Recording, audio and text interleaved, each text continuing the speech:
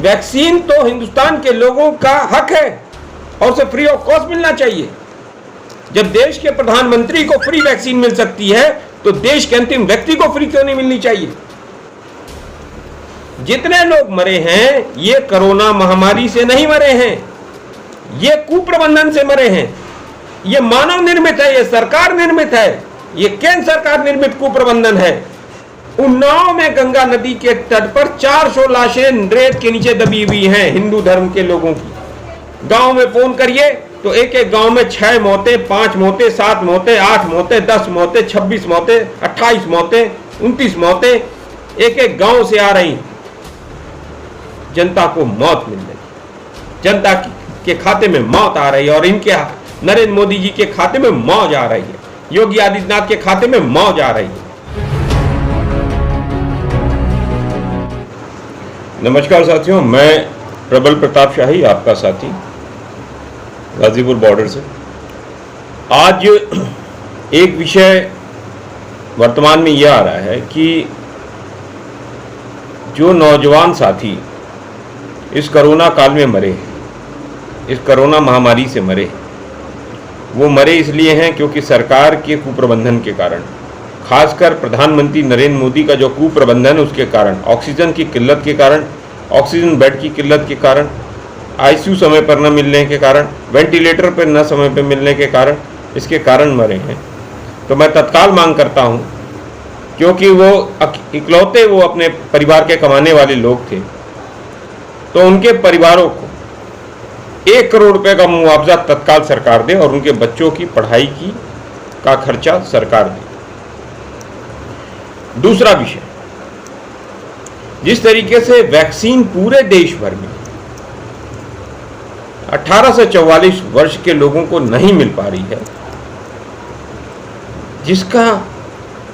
जिसके कारण वैक्सीन सेंटरों पर अफरा तफरी मची हुई है। मुझे ये बताइए, जब सरकार ने 35,000 करोड़ रुपया कह रही है कि बजट एलोकेट किया है, तो आज तक वैक्सीन खरीदी क्यों नहीं गई? हमारे प्रधानमंत्री नरेंद्र मोदी को नहीं पता था कि 135 करोड़ की जनसंख्या हमारे देश की है और 100 करोड़ लोगों को वैक्सीन लगानी है हमारे देश के 18 साल से ऊपर। आज क्या हुआ है कि इन्होंने 35,000 करोड़ रुपया जो एलोकेट किया था बजट वैक्सीन लगाने के लिए, उसका इस्तेमाल इन्होंने नहीं किया। इन्होंने सारी चीजें राज्य सरकारों पे छोड़ दी। मुझे ये बताइए कि ग्लोबल टेंडर अब निकाला जा रहा है, दिल्ली अलग ग्लोबल टेंडर में जा रही है, उत्तर प्रदेश अलग जा रहा है, केरला अलग जा रहा है, महाराष्ट्र अलग जा रहा है, तमिलनाडु अलग जा रहा है। इससे मौज किसको है, फायदा किसको है? इससे फायदा वैक्सीन बनाने वाली कंपनियों को है। अगर क्योंकि नेशनल डिजास्टर था, नेशनल पेंडेमिक एक्ट लगा था, महामारी एक्ट लगा था, सारा पावर केंद्र सरकार के हाथ में था, तो केंद्र सरकार की ड्यूटी बनती थी कि ये सारी वैक्सीन वो खरीदते। और जब 100 करोड़ 200 करोड़ वैक्सीन खरीदनी होती और बाहर से बात होती कि हमें 200 वैक्सीन, बायर बन के हम जाते हैं, हमें 200 वैक्सीन हमें खरीदनी है, तो जो बेचने वाला था सेलर, वो हमें कम रेट पे देता, कम रेट पे मिलता। आज क्या है, आज मुनाफाखोरी हो रही है। 150 रुपए पे बिकने वाला कोविशील्ड अब 300 रुपया 600 रुपए में मिलेगा और हॉस्पिटल, प्राइवेट हॉस्पिटल उसे 800-1000 रुपए में बेचेंगे, 1200 में भी बेच सकते हैं, वो उनके ऊपर है। स्पुतनिक 999 रुपए में मिल रही है। अगर यही चीज जब शुरुआत में मांग रही थी कि भारत में इसका निर्माण हो, अगर उसमें निर्माण किया गया होता तो आज स्पुतनिक हिंदुस्तान के लोगों को सस्ते में मिलती। और सस्ते में ही क्यों? वैक्सीन तो हिंदुस्तान के लोगों का हक है और उसे फ्री ऑफ कॉस्ट मिलना चाहिए।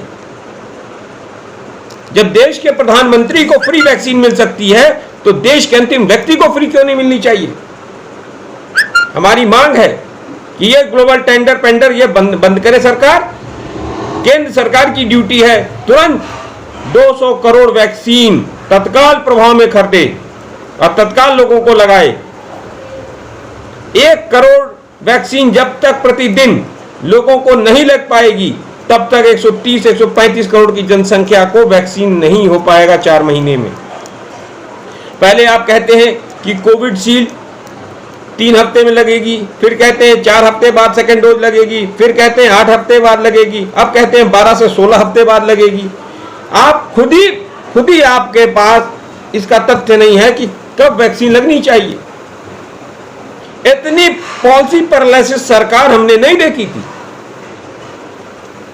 जितने लोग मरे हैं ये कोरोना महामारी से नहीं मरे हैं, ये कुप्रबंधन से मरे हैं। ये मानव निर्मित है, ये सरकार निर्मित है, ये केंद्र सरकार निर्मित कुप्रबंधन है। आपको जब स्टैंडिंग कमेटी ने नरेंद्र मोदी जो प्रधानमंत्री उनको बता दिया था अक्टूबर 2020 और नवंबर 2020 में कि ऑक्सीजन की किल्लत है, तो ऑक्सीजन प्लांट क्यों नहीं लगाया समय पर? जब महामारी एक्सपर्ट ने बताया कि कोरोना आने वाला है, सेकेंड वेव, और बहुत ही खतरनाक है, संक्रामक है, लोगों की जान जाएगी, युवा वर्ग की जान जाएगी, तो क्यों नहीं सरकार जागी, चेती? एक और इंसिडेंट आया है, 5 करोड़ वैक्सीन तैयार थी जनवरी में कोविडशील्ड की। उसने कहा सरकार से कि हमें कोविडशील्ड 5 करोड़ हमारे पास तैयार है। 1.5 करोड़ का ऑर्डर दिया केंद्र सरकार ने, क्योंकि इन्हें बंगाल चुनाव में व्यस्त थे। आज लाशें गंगा नदी में बह रही थी, यमुना नदी में बह रही सैकड़ों की लाशें, और यमुना में बह रही हैं। उन्नाव में गंगा नदी के तट पर 400 लाशें रेत के नीचे दबी हुई हैं हिंदू धर्म के लोगों की। और हिंदू हित की बात करने वाले, हिंदू संस्कृति की बात करने वाले केंद्र सरकार में बैठे हुए नरेंद्र मोदी और उत्तर प्रदेश में बैठे हुए योगी आदित्यनाथ लोगों का अंतिम संस्कार भी का हक भी उनसे छीन लिया इन्होंने। अब तो चारों तरफ कई जगहों पर गंगा के किनारे, यमुना के किनारे, रेतों के नीचे लाशें दबी मिल रही हैं। या तो लाशें रेतों में दबी हुई मिल रही हैं, दफनी हुई कब्र बन गई है उनकी, या वो यमुना और गंगा में बहती हुई दिख रही। और मौत का आंकड़ा 0 बता रहे हैं। कभी मौत का आंकड़ा उत्तर प्रदेश में 200 बता रहे हैं, जबकि वास्तविक मौत का आंकड़ा कितना होगा, इससे 5 गुना। गांव में फोन करिए तो एक एक गांव में 6 मौतें, 5 मौतें, 7 मौतें, 8 मौतें, 10 मौतें, 26 मौतें, 28 मौतें, 29 मौतें एक एक गांव से आ रही। ये आंकड़ा छुपाकर सरकार क्या करना चाहती? नरेंद्र मोदी की सरकार लोगों को कब्रिस्तान और शमशान में भेजने के लिए मजबूर कर दिया है। लोगों को, लोग मर रहे हैं, लोगों को बचाने की प्राथमिकता नहीं है, लोगों को मारने की प्राथमिकता है इनकी। हाई कोर्ट ने, सुप्रीम कोर्ट ने मुंबई मॉडल के बारे में बताया। अरे कुछ कमिश्नर से और वहां के उद्धव ठाकरे से बात करिए, चीफ मिनिस्टर से, कि कितना अच्छा प्रबंधन किया कि मुंबई में लोग मरे नहीं ऑक्सीजन की किल्लत के बिना। घनत्व की आबादी की जनसंख्या के अनुसार हमारे देश में सबसे ज्यादा घनत्व में लोग वहीं रहते हैं। कैसा प्रबंधन किया कि आज वहां पर कोरोना के केसेस कम हो गए। ये दिल्ली को भी सीखना चाहिए, उत्तर प्रदेश को भी सीखना चाहिए। लेकिन वो आपकी विचारधारा के विपरीत है, इसलिए नरेंद्र मोदी जी उससे सीखेंगे नहीं। वो केरला से नहीं सीख सकते कि केरला ने किस तरीके से ऑक्सीजन का प्रबंधन किया। मैं आपसे पूछना चाहता हूं मित्रों कि इस देश के प्रधानमंत्री के लिए इंपॉर्टेंट क्या है? 20,000 करोड़ का सेंट्रल विस्ता अपना घर बनाने का, या 20,000 करोड़ के हवाई जहाज में चलने का, या 40,000 करोड़ रुपए में तत्काल वैक्सीन खरीदकर एक एक नागरिक को वैक्सीन लगाने का? इन प्रधानमंत्रियों को और मुख्यमंत्रियों को कौन पैसा दे रहा है? इस देश की जनता अपने जेब से पैसा दे रही, चाहे वो डायरेक्ट टैक्स हो चाहे इनडायरेक्ट टैक्स हो, उसके माध्यम से पैसा देती है। और आज जनता को क्या मिल रहा है? जनता को मौत मिल रही है, जनता के खाते में मौत आ रही है। और इनके नरेंद्र मोदी जी के खाते में मौज आ रही है, योगी आदित्यनाथ के खाते में मौज आ रही है। अब बड़े बड़े सेलिब्रिटी इनके गैंग के थे, अमिताभ बच्चन 2 करोड़ रुपया दे रहे हैं, नहीं चाहिए तुम्हारा 2 करोड़ रुपया, 2 करोड़ रुपया लेके हटो। तुमको पैसा जनता देती है, टिकट खरीदती है, तो आज पैसा कमाते हो, 2 करोड़ रुपया दे रहे हैं। देश में हो कि देश से बाहर भाग गए हो? मुझे तो पता चला है छुट्टियां मनाने विदेश चले गए हो। बहुत बड़े देशभक्त बनते फिरते हैं।